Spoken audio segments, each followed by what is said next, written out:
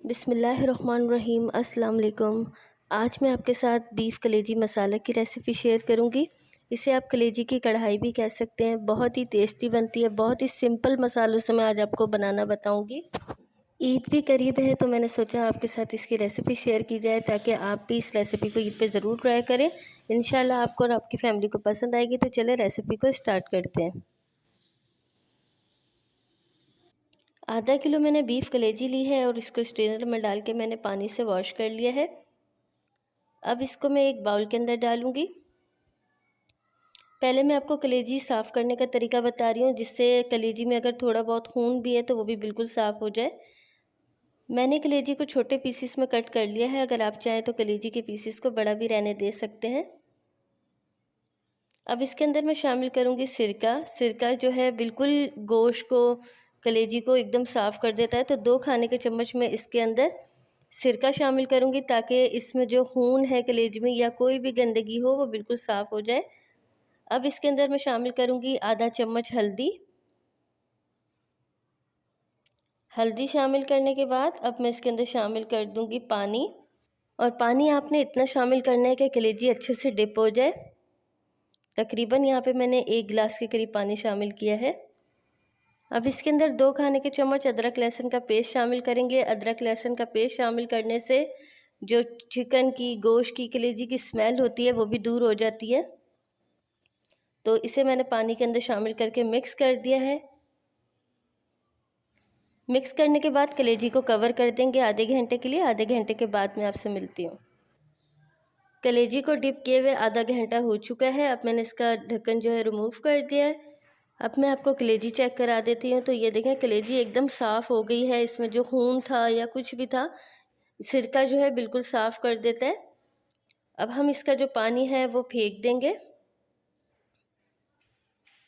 और इसको एक स्ट्रेनर के अंदर डाल देंगे। तो ये देखें मैंने तमाम पानी को रिमूव कर दिया है। स्ट्रेनर में डाल के इसको पानी से वॉश कर लिया है। तो कलेजी एकदम साफ़ हो चुकी है। अब इसको बनाना स्टार्ट करते हैं। कलेजी का मसाला बनाने के लिए यहाँ पे मैंने एक कढ़ाई के अंदर हाफ़ कप ऑयल शामिल किया है। एक दरमियाने साइज़ की प्याज लेके उसका पेस्ट तैयार कर लिया है और अब मैं इसको ऑयल के अंदर शामिल कर दूँगी।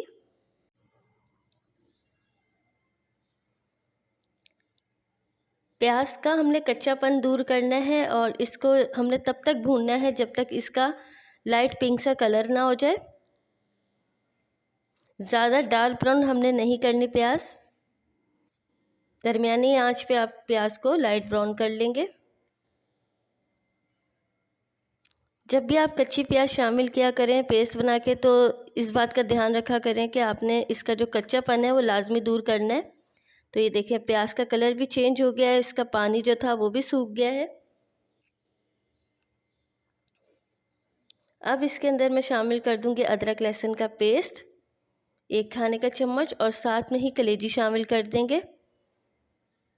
मैंने 1 खाने का चम्मच अदरक लहसुन का पेस्ट इसलिए शामिल किया है क्योंकि जब हमने कलेजी को डिप किया था उसमें भी अदरक लहसुन का पेस्ट शामिल किया था। तो कलेजी की जो स्मेल है वो दूर हो चुकी है। अब इसको तकरीबन 2 मिनट तक फ्राई कर लेंगे। कलेजी फ्राई हो गई। अब इसके अंदर टमाटर का पेस्ट शामिल करेंगे। यहाँ पर मैंने एक बड़े साइज़ का टमाटर लेके इसका पेस्ट तैयार कर लिया था और अब हम इसके अंदर टमाटर का पेस्ट शामिल कर देंगे। आँच को आपने दरमियाना रखना है। ज़्यादा तेज़ आँच में आपने कलेजी को नहीं पकाना। अब इसके अंदर हम स्पाइसी शामिल करेंगे। तो 2 खाने के चम्मच मैंने दही लेके इसमें 1 खाने का चम्मच पिसी हुई लाल मिर्च शामिल की है। आधा चम्मच हल्दी, आधा चम्मच नमक, आधा चम्मच कुटी हुई लाल मिर्च। इन तमाम मसालों को हम दही के साथ अच्छे से मिक्स कर लेंगे। तो ये देखें दही के अंदर तमाम मसालों को मैंने मिक्स कर लिया है और अब इसे कलेजी के अंदर शामिल कर देंगे। अब इसमें 2 खाने के चम्मच के करीब पानी शामिल करेंगे ताकि हम इसकी भुनाई अच्छे से कर सकें।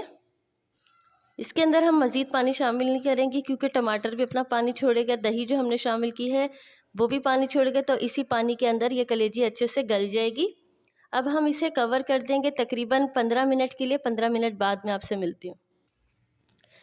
15 मिनट गुजर चुके हैं और ढक्कन को रिमूव कर दिया है। टमाटर ने, दही ने अपना पानी छोड़ दिया है। अब इसके अंदर मसाले शामिल करेंगे। पिसा हुआ धनिया 1 खाने का चम्मच, भुना कुटा ज़ीरा 1 खाने का चम्मच, पिसा हुआ गरम मसाला आधा खाने का चम्मच, तमाम स्पाइसेस शामिल करने के बाद अब आंच को तेज़ कर देंगे और इसकी भुनाई करेंगे ताकि इसका जो पानी है वो ड्राई हो जाए।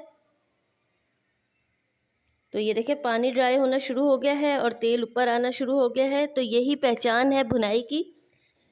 जब ऑयल ऊपर आना शुरू हो जाएगा तो समझे इसकी भुनाई अच्छे से हो चुकी है। और अब यहाँ पे मैंने थोड़ा सा हरा मसाला कटिंग कर लिया है। हरी मिर्चें, हरा धनिया और अदरक, इसकी गार्निशिंग करेंगे।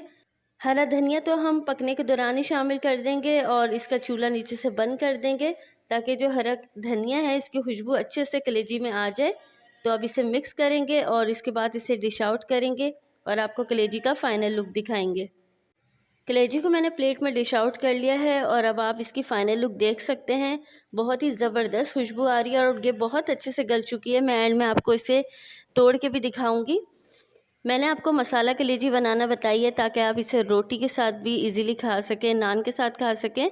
तो आप इसे कलेजी की कढ़ाई भी कह सकते हैं। और अब इसकी गार्निशिंग करते हैं।